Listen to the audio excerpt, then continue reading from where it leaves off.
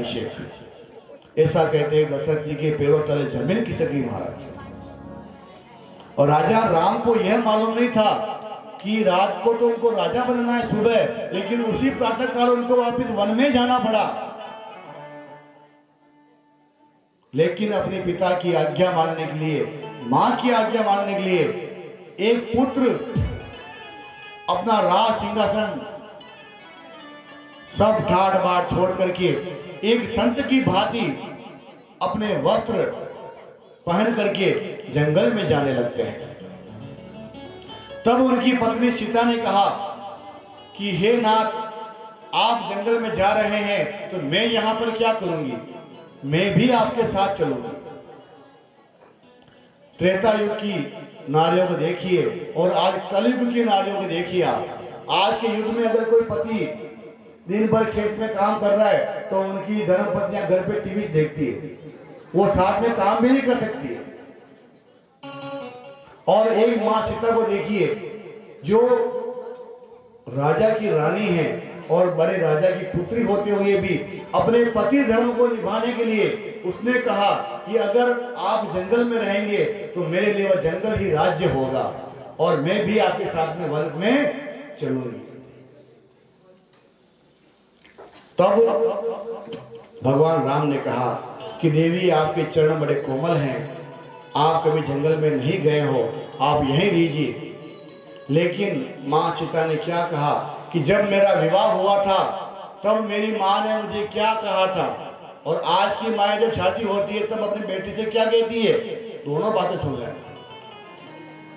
मां सीता की जो मां थी मैना देवी, उन्होंने कहा था कि सीते, आज तुम यहां से विदा होकर के अपने पति के घर जा रही हो, तो आज से अपने पति का सुख दुख ही तुम्हारा सुख दुख है।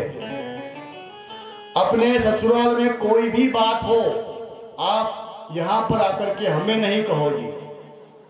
चाहे आप कुछ खाने को मिले नहीं मिले, आपको कैसे भी रखे, आप यहां पर आकर के नहीं कहोगी।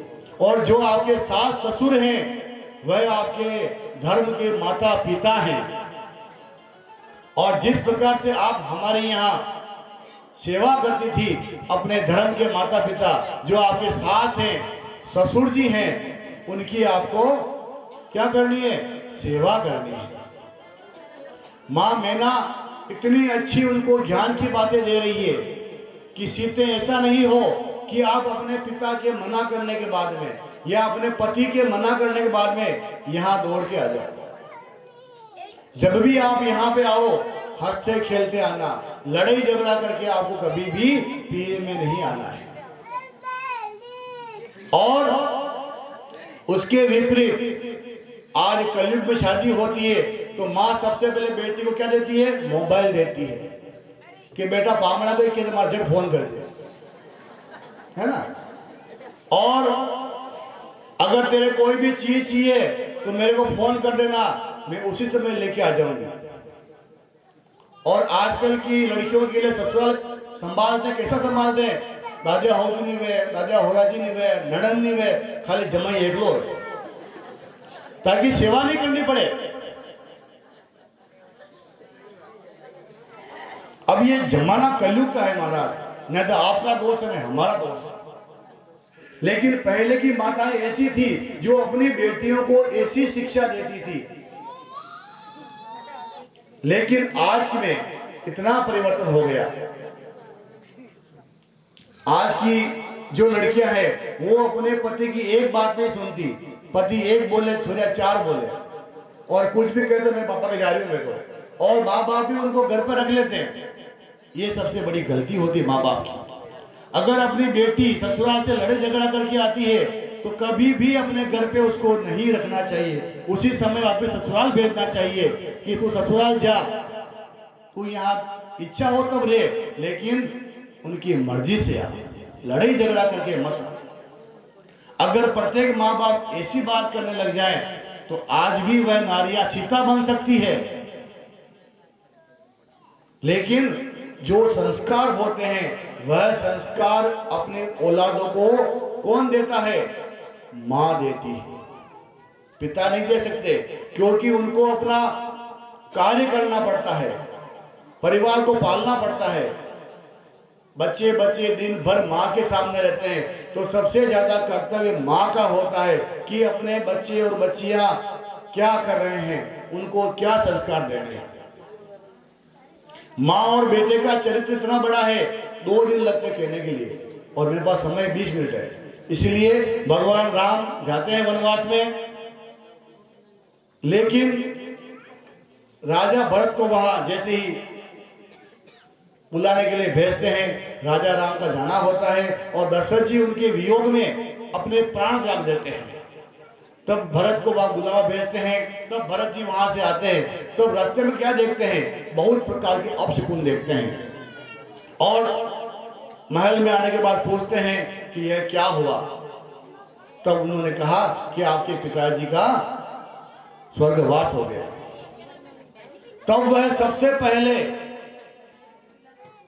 मां कैकेयी के पास जाते हैं, और कैकेयी के पास में जाकर के देखते हैं कि कैकेयी मां ने सफेद वस्त्र धारण कर रखा है। शांति बनाए रखें, पानी मैंने भी नहीं पिया अभी तक, आप भी बैठे रहो शांति से। तब ज्ञान की बात अब आ रही है, सुनना है इसको, केवल शरीर से नहीं बैठना कथा में, मन भी यहाँ होना चाहिए कि हम कथा सुन रहे हैं, बाकी नींद भी खोटी मेरी आ गई। जब भरत जी अपने ननिहाल से आते हैं और मां कैकेयी के पास जाते हैं, तब कैकेयी को मंथरा कहती है कि महारानी भरत आने वाले हैं। तब कैकेयी ने कहा कि भरत को कोई सिखा नहीं देवे, सबसे पहले भरत को मेरे कक्ष में लेके आ।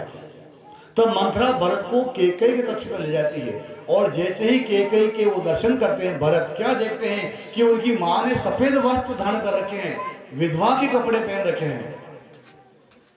यह देख करके भरत जोर जोर से रोने लगते हैं महाराज, और उनको कहते हैं कि पिताजी अचानक क्यों चल गए। तब कैकेयी ने कहा कि भरत, अब आप ऐसी बातें मत कीजिए और अपने पिताजी का अंतिम संस्कार कीजिए। तब भरत ने कहा, अंतिम संस्कार अभी तक नहीं हुआ। क्यों नहीं हुआ? या भैया राम थे, लक्ष्मण थे, तो उनका अंतिम संस्कार कर देना था। तब कैकेयी ने कहा कि राम यहां पर नहीं है। तो भरत के पैरों से जमीन खिसक जाती है। उन्होंने कहा, पिताजी स्वर्गवास हो गया और भैया राम यहां पे नहीं है, तो वो कहां चले गए? तब कैकेयी ने कहा कि बेटे भरत, राम तो वनवास में चले गए, वन को चले गए। तब भरत ने कहा, ऐसा क्या हो गया मां जो राम को वन में जाना पड़ा? तब कैकेयी ने कहा, बेटे, जब तू तो तेरे ननियाल था और तेरे पिताजी चुपके चुपके बड़े भैया को राजा बना रहे थे, तो मैं भी तेरी माँ थी, मैं ये सहन कैसे कर लेती? इसीलिए मैंने ऐसा नहीं होने दिया, और मैंने ही राजा दशरथ से वरदान मांग लिए और राम को 14 वर्ष का वनवास दिला दिया। मैंने बहुत अच्छा काम किया ना बेटे। तब उस बेटे ने क्या कहा कि माँ, जो ये तेने काम किया है, यह काम जिंदगी भर इतिहास मुझे गाली देगा कि कैकेयी के विचार में भरत का विचार भी सम्मिलित था। राजा दशरथ जी के सामने भरत जी ने कभी यह नहीं कहा कि इस सिंहासन पर मेरे को बैठना है।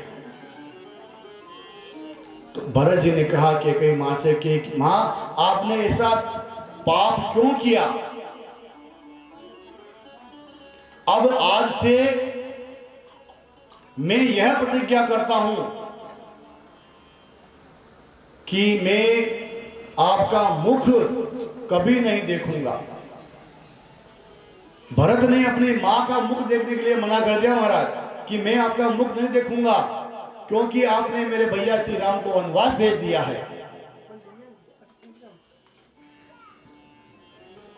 आपने इस रघुकुल को कलंकित कर दिया है, आपने कलंक लगा दिया है। अब मैं कौशल्या मां के पास में अपना चेहरा कैसे लेके जाऊंगा? कौशल्या मां क्या सोचेगी कि भरत की भी मर्जी यही थी कि राम को वनवास हो जाए। भरत जी के पैर कौशल्या के कक्ष तक नहीं जा रहे थे। भरत जी की आंखों में आंसुओं का सैलाब था। बहुत जोर जोर से वे रोते हुए मन में यह विचार कर रहे थे कि अब मैं मां कौशल्या के सामने कैसे जाऊंगा, किस प्रकार जाऊंगा, मैं क्या लेकर के जाऊंगा। लेकिन भरत ने कहा कि जो भी होगा मुझे मां के सामने जाना तो होगा। और मां कौशल्या की दशा देखिए आप, वह जब से राम वनवास में गए, दशरथ जी ने प्राण त्यागे, अन्न जल सब त्याग दिया। एक शरीर मात्र उनका रह गया था, उनके शरीर में कुछ भी नहीं बचा। और अपने पुत्र के विरह में वह इतना तड़प रही थी कि कब मेरा पुत्र राम यहां पे आए।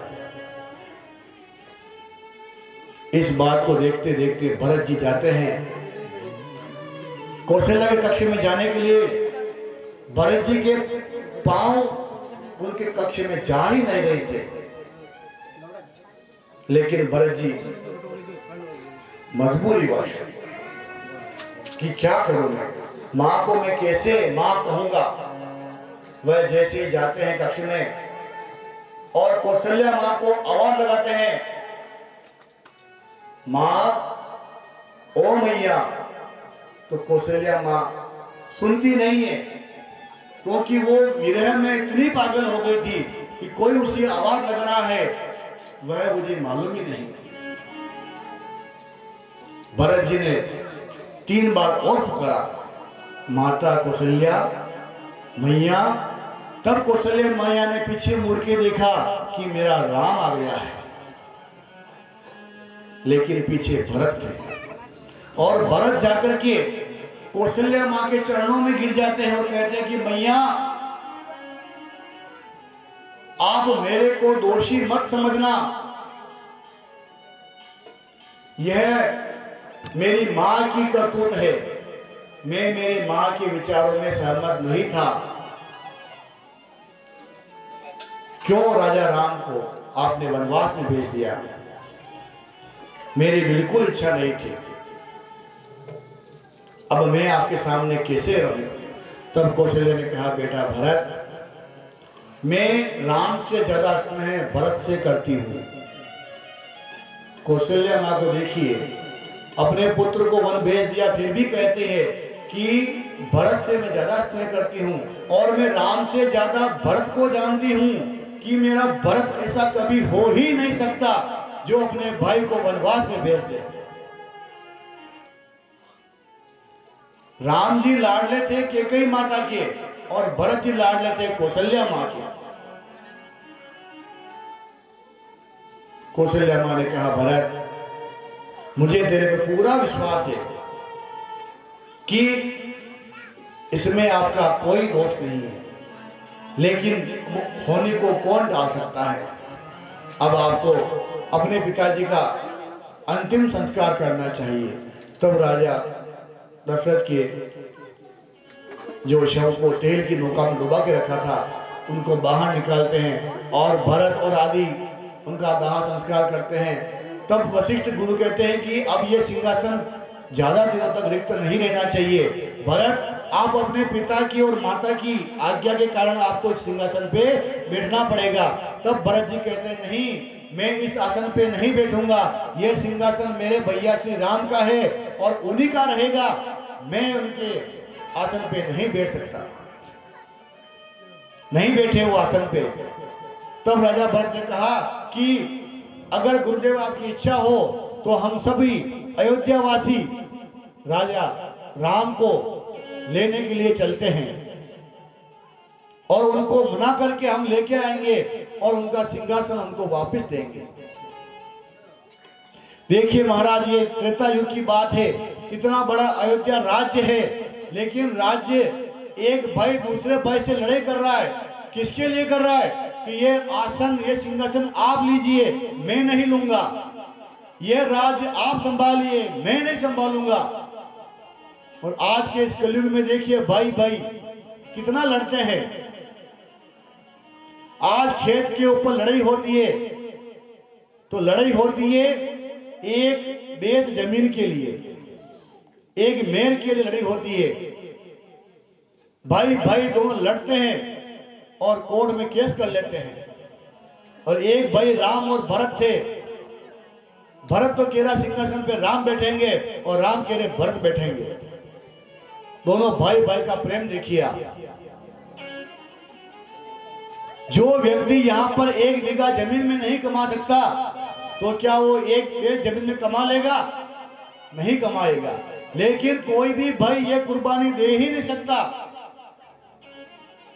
कि मेरा छोटा भाई है, कोई बात नहीं, जमीन थोड़ी ज्यादा आएगी, तू रख ले, मैं बड़ा हूं, मैं थोड़ी कम ही सही। लेकिन सबूरी कोई इस कलयुग में नहीं करता महाराज। आज सबसे बड़ा दुश्मन भाई का भाई होता है। अगर एक भाई कोई अच्छा काम कर रहा है तो दूसरे भाई को पसंद ही नहीं आएगा कि मेरा भाई एक अच्छा काम क्यों कर रहा है। उसकी टांग खींचेगा कि कस इसकी बदनामी हो और कब ये धरती पर धड़ाम गिरे। आज भाई भाई से लड़ रहा है और भाई भाई को मारता है। ये कलयुग है।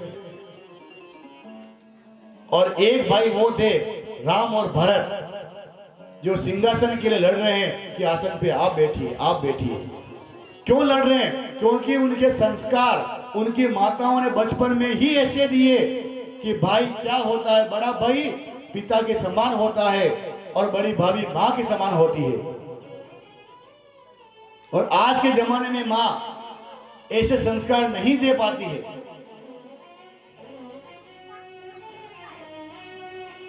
एक पिता की 4 संतानें होती हैं। जब तक चारों का विवाह नहीं होता है, चारों भाई आपस में बैठ करके रहते हैं और माता पिता के साथ में रहते हैं। लेकिन देखिए, चारों का विवाह होता है और चारों अलग हो जाते हैं। क्यों होते हैं अलग? क्या कारण है? इसमें किसका दोष है? 4 पुत्र मिलकर के अपने माता पिता का लालन पालन नहीं कर पाते हैं और पिताजी को एक साल में एक महीने के लिए ओसरे बांध देते हैं। एक महीना रोटी आप ही खाएंगे, एक रोटी आप ही खाएंगे। तब वो औलाद ये भूल जाती है कि इन्हीं माँ बाप ने कितनी परेशानियों से हम चारों को बड़ा किया। और माता पिता जैसे बूढ़े होते हैं और संतानें ऐसी निकलती है कि माँ बाप को दर दर के लिए भटकना पड़ता है और कुछ भी कार्य करने से पहले बेटे को पूछना पड़ता है कि बेटा मैं ये कार्य करूं नहीं करूं। तो ऐसी संतानें जो होती है तो उसके लिए जिम्मेदार कहीं ना कहीं परिवार के संस्कार ही होते हैं। धुंधुकारी इतना दुष्ट निकला, क्यों निकला? क्योंकि उसकी मां धुंधली ने उसको शिक्षा ही ऐसी दी।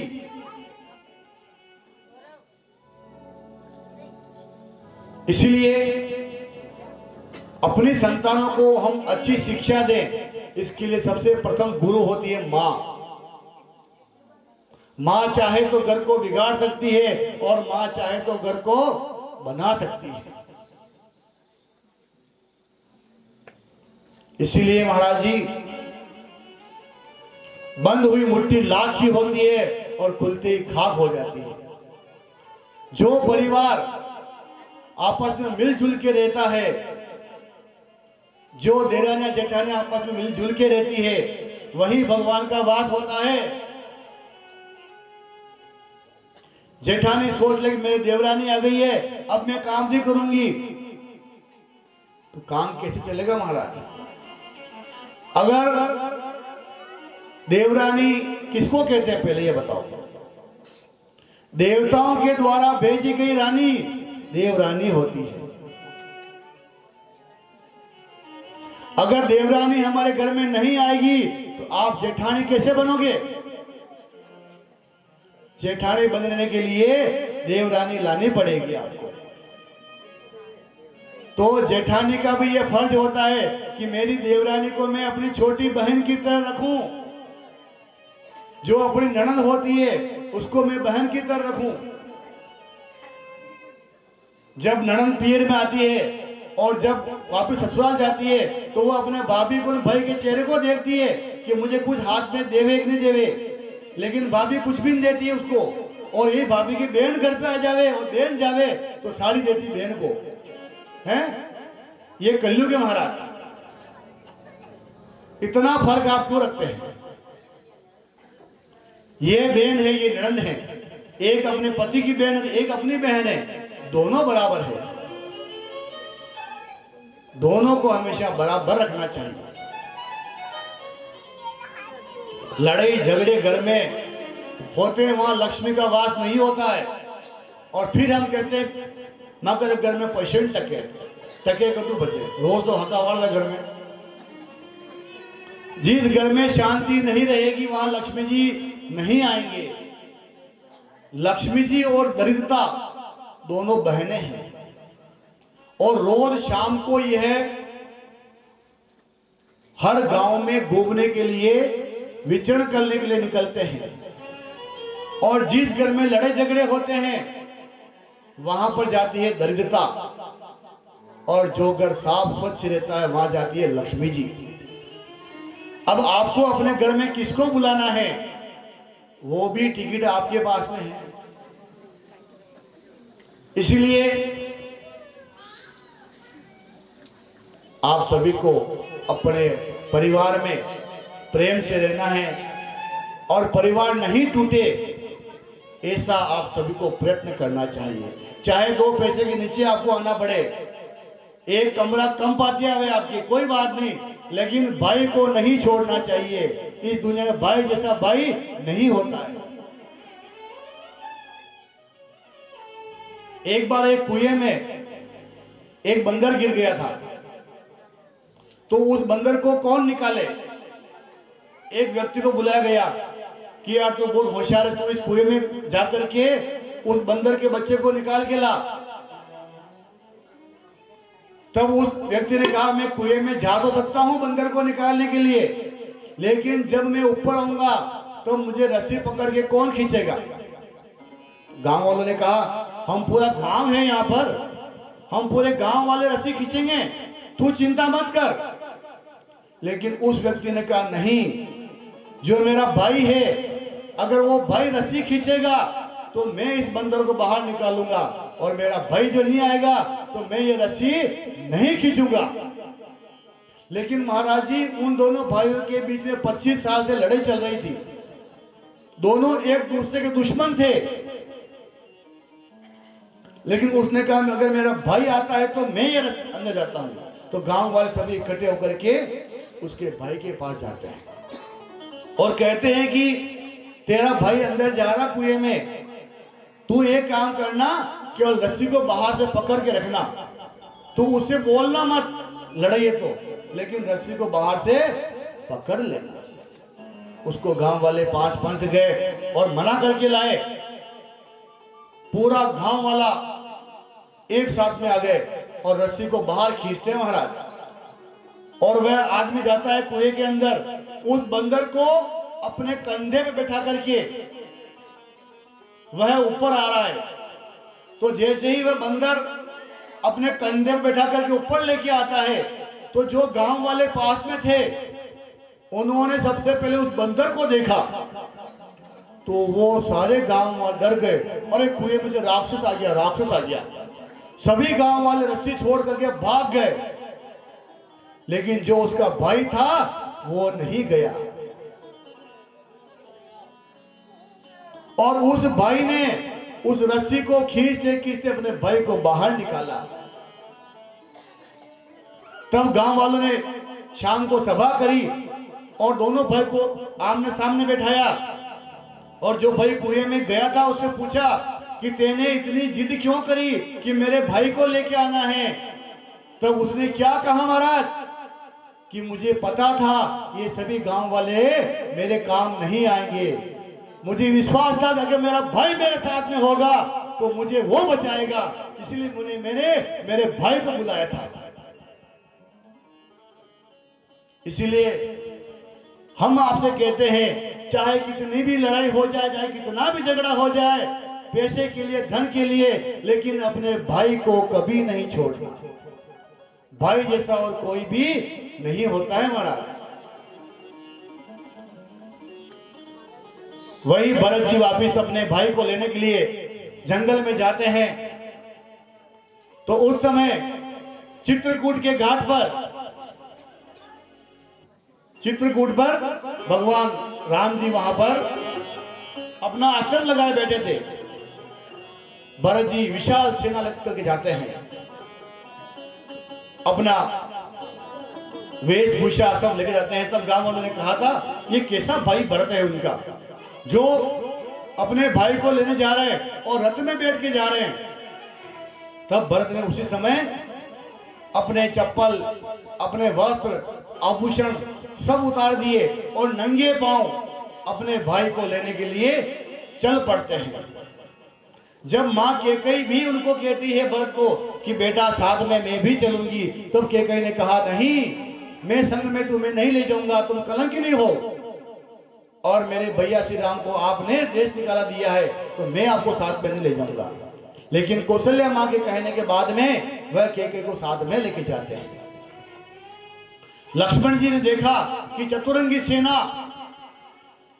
पंचवटी में आ रही है, तो वह दौड़ के जाते हैं कि भैया श्री राम, राजा जो भैया भरत है वह अपनी सेना लेकर के हमको मारने के लिए आ रहे हैं, मुझे आज्ञा दीजिए धनुष बाण लेकर के मैं उनका अभिवध कर दूं। तो राम ने कहा बेटा इतना क्रोध मत कर, भरत हमें मारने के लिए आ रहा है, उनको पास में आने दीजिए, हमें मार देने दो, कोई बात नहीं।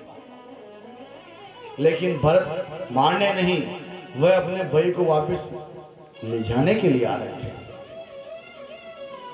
और भरत जी से रहा नहीं गया।